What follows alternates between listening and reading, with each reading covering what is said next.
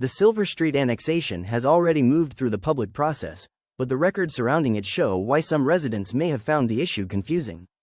At first glance, the word emergency in city legislation can sound like something is being rushed through before the public has time to understand it.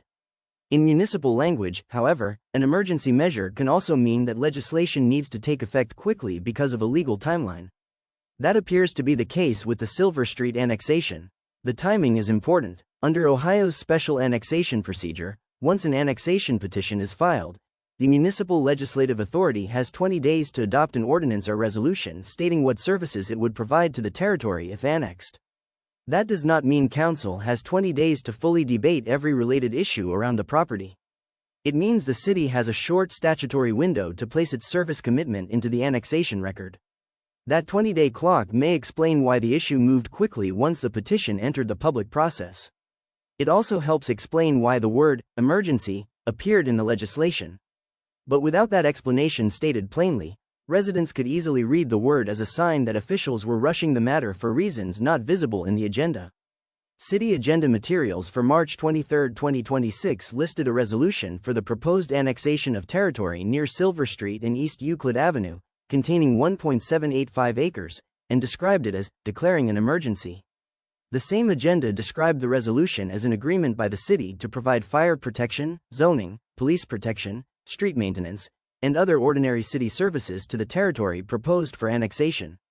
Later city agenda materials show Ordinance 2026-035, accepting the annexation of certain territory west of the city of Marion, also described the measure as declaring an emergency. It is also important to separate who initiated the annexation from how the city responded to it. Ohio annexation law provides for petitions signed by property owners, and the city's March 23 agenda described the matter as a response to territory proposed for annexation. In other words, the annexation request was not presented as something the city itself initiated.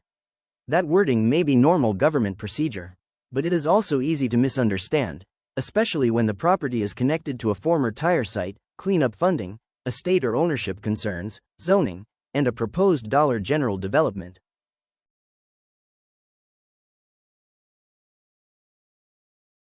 The March 23 agenda listed the annexation matter before a special zoning and annexation committee meeting, followed by a regular city council meeting that same evening.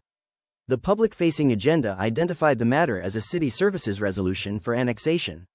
It did not, on its face, explain every issue residents later raised around the property. The April 27 City Council agenda then listed Ordinance 2026-035 as a new business item. Ordinance accepting the annexation of certain territory located south of the city of Marion containing 1.785 acres and declaring an emergency. The agenda also noted the Zoning and Annexation Committee had sent the matter forward with a 3-0 no recommendation.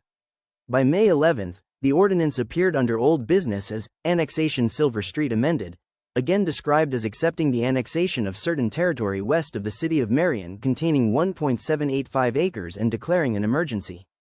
The May 11 agenda noted that the first reading had occurred on April 27. For residents trying to follow the issue, that is a lot to process: annexation, emergency language, committee action, council readings, zoning, city services, and a proposed development all moving through formal documents.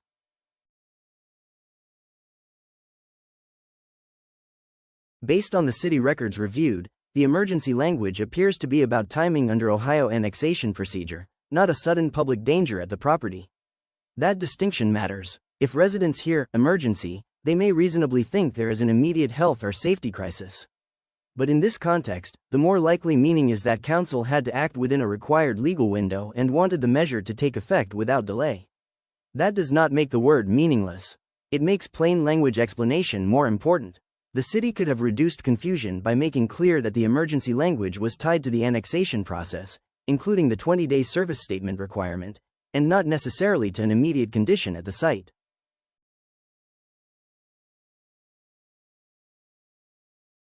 Marion Orwellian Watch also reviewed records received through public records requests submitted to Marion Public Health and the Marion City, County Regional Planning Commission.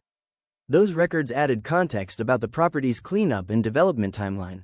Records received from those offices indicate that discussion of the property, cleanup status, and a possible general development began before the annexation appeared on the March 2026 Council agenda. The records also indicate that cleanup funding was connected to the Ohio Attorney General's Shine a Light grant program, rather than direct City of Marion funding. The cleanup records also had a legal enforcement backdrop. In correspondence received through the public records process, a Marion public health official stated that the Shine a Light grant was aimed at previously identified properties that had been referred for prosecution but lacked the legal enforcement needed to achieve cleanup and health outcomes. In the Logan Tire matter specifically, the same correspondence described the cleanup problem as complicated by estate and probate issues. The official stated that Ohio EPA no-fault funds would not be available unless the estate was probated, and that legal action appeared unlikely because the owner of record was deceased. A court docket screenshot reviewed by Marion Orwellian Watch identified an estate case for Curtis Lee Logan, with Marcy Lynn Fisher Logan listed as fiduciary, filed September 11, 2025, and marked open at the time of the screenshot. That does not, by itself, show anything improper about the cleanup or annexation. But it does help explain why probate, enforcement, and cleanup questions became tied together in the public record. In correspondence received through the public records process, a Marion public health official stated that the property was added for Shine a Light grant cleanup consideration only after checking with the Ohio Attorney General's office and receiving approval to proceed. The official also stated that they would not have moved forward without that approval. That same correspondence also stated that the official was unaware of the parcel annexation until seeing it on a city council agenda. That is consistent with the annexation being initiated through a property owner petition and then routed through the required public process. Because those records were received through public records requests rather than pulled from a public web page, Marion Orwellian Watch is not listing private email names in this article. The relevant offices are identified so readers understand where the records came from.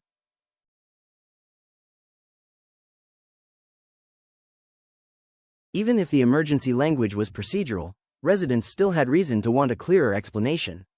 The property was not just an empty piece of land being annexed in isolation. It was connected to a former tire-related property, cleanup activity, possible environmental concerns, probate or ownership issues, and a proposed general development. Public concern about those issues should not be dismissed as confusion or opposition for its own sake. The process involved multiple moving parts, and the public-facing language did not always make those parts easy to separate. The most important distinction is this: the available records do not show that emergency meant there was an immediate documented danger at the property. They point instead to a time-sensitive legal process. But that does not erase the transparency problem. If a government process is legally time-sensitive, officials should explain that clearly, especially when the issue affects a neighborhood and involves prior cleanup concerns.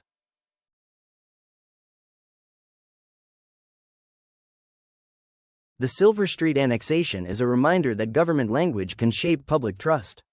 A legally routine phrase may sound alarming to residents. A time-sensitive process may look like a rushed process. A state-funded cleanup may draw public concern when the same property is later connected to private development. None of that proves wrongdoing, but it does show why clear public explanation matters. The fair conclusion from the records reviewed is this: the Silver Street annexation appears to have used emergency language because of legal timing, not because of an immediate documented property emergency. At the same time, residents were left trying to understand a complicated overlap of cleanup, annexation, zoning, probate, ownership, and development issues. That is where the public accountability issue remains.